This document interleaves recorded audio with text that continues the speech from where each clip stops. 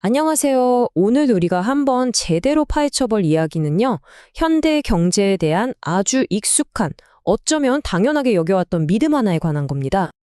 자, 흔히들 이런 얘기 많이 하잖아요? 이제는 서비스업의 시대고 제조업은 뭐 한물 같다. 우리가 사는 이 시대를 탈산업화 시대라고 부르기도 하고요. 근데요, 과연 그게 전부일까요? 어쩌면 우리가 뭔가 단단히 착각하고 있는 건 아닐까요? 자, 지금부터 그 속사정을 한번 들여다보겠습니다. 일단 다들 그렇게 생각하는 이유부터 한번 짚어보죠. 딱 보면 숫자가 그렇게 말을 하고 있거든요. 전체 경제에서 제조업이 차지하는 비중, 이게 계속 줄어들고 있으니까 제조업 끝났네 이렇게 생각하기가 너무 쉽죠. 근데 만약에요, 우리가 보고 있는 이 숫자가 사실 이야기의 딱 절반만 들려주고 있는 거라면 어떨까요? 바로 그 지점에 정말 거대한 통계적 착시가 숨어 있다는 겁니다. 왜냐하면 우리가 경제 규모를 잴 때 아주 결정적인 디테일 하나를 놓치고 있기 때문인데요. 그 핵심 열쇠가 뭐냐 하면 바로 가격입니다. 시간이 흐르면서 이 가격이 어떻게 변하는지 이걸 이해해야 진짜 그림이 보이기 시작해요. 그러니까 이게 무슨 말이냐면요, 우리가 경제에서 뭐가 얼마나 큰 비중을 차지하는지 잘 때 쓰는 경상 가격이라는 게 있거든요. 이게 특히 성격이 완전히 다른 물건이랑 서비스를 비교할 때는 현실을 좀 왜곡해서 보여줄 수 있다는 거예요. 자, 이 착시 현상. 말이 좀 어렵죠? 이걸 아주 쉽게 이해할 수 있는 비유가 하나 있어요. 원본 자료에 나오는 건데 정말 기가 막힙니다. 한번 들어보세요. 여기 두 가지를 비교해 볼게요. 하나는 제조업의 꽃, 바로 컴퓨터고요. 다른 하나는 서비스업의 대표주자, 이발입니다. 자, 한 10년 전쯤으로 돌아가 볼까요? 그때는 꽤 쓸만한 컴퓨터 한 대 값이나 이발하는 비용이나 전체 경제에서 보면 그냥 비슷하게 느껴졌을 수도 있어요. 근데 지금은요? 와, 이야기가 180도 달라졌죠? 제조업 기술이 어마어마하게 발전하면서 컴퓨터 성능은 진짜 말도 안 되게 좋아졌는데 가격은 오히려 뚝 떨어졌잖아요. 근데 이발 가격은요? 거의 그대로거나 오히려 올랐죠. 바로 이거예요. 이게 바로 우리가 놓치고 있던 착시의 핵심입니다. 그러니까 잘 생각해 보세요. 우리가 10년 전이랑 똑같이 컴퓨터 한 대 만들고 이발 한 번 했다고 쳐요. 생산량은 똑같죠. 그런데 컴퓨터 가격은 확 내려가고 이발비는 그대로니까 전체 쓴 돈에서 이발이 차지하는 비중이 저절로 커져 보이는 거예요. 생산량은 그대로인데도 말이죠.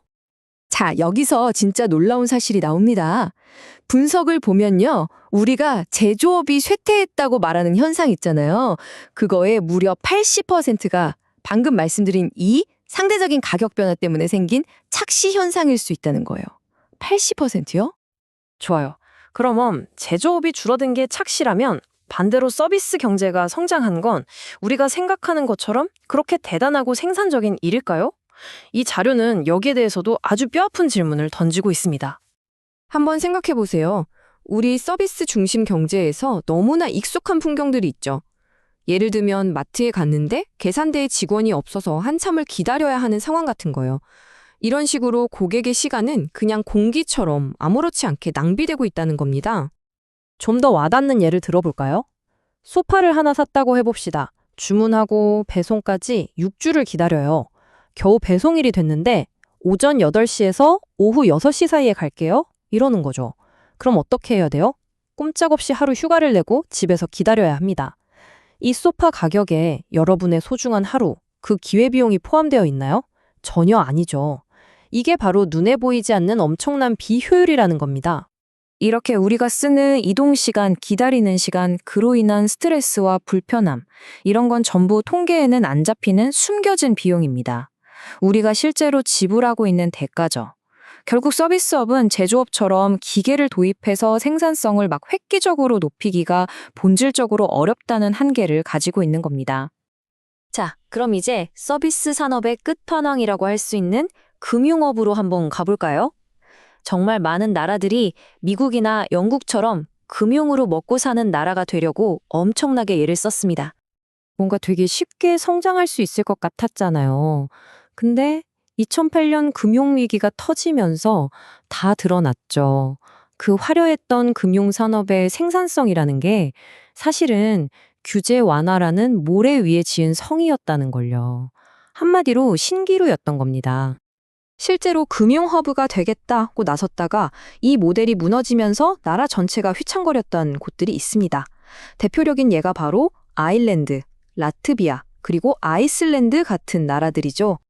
심지어 이 금융주도 경제의 원조라고 할 수 있는 영국을 한번 보세요. 데이터를 보면 진짜 입이 떡 벌어집니다. 다들 영국병이라고 손가락질했던 제조업 중심의 60년대, 70년대 성장률이요. 전 세계가 불어러했던 금융호황기 90년대와 2000년대 성장률보다 더 높았어요. 이게 말이 된다고 생각하세요? 아니, 이렇게 성장률도 더 나은 게 아니라면 도대체 왜 그렇게 많은 정책 결정자들이 이 금융주도 모델에 열광했던 걸까요? 여기서 아주 근본적인 질문이 나옵니다.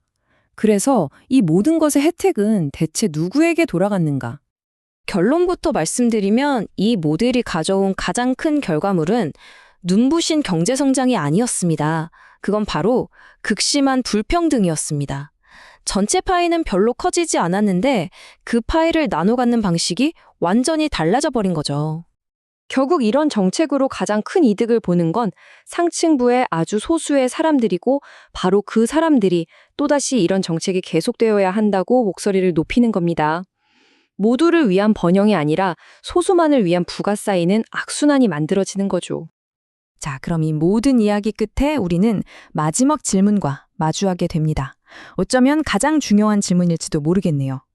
지금 우리가 부와 생산성을 재는 방식 자체가 잘못됐고 그게 오히려 불평등을 키우고 있다면 대체 우리 모두를 위한 진짜 생산적인 경제란 무엇일까요? 그리고 우리는 앞으로 그것을 어떤 잣대로 평가해야 할까요?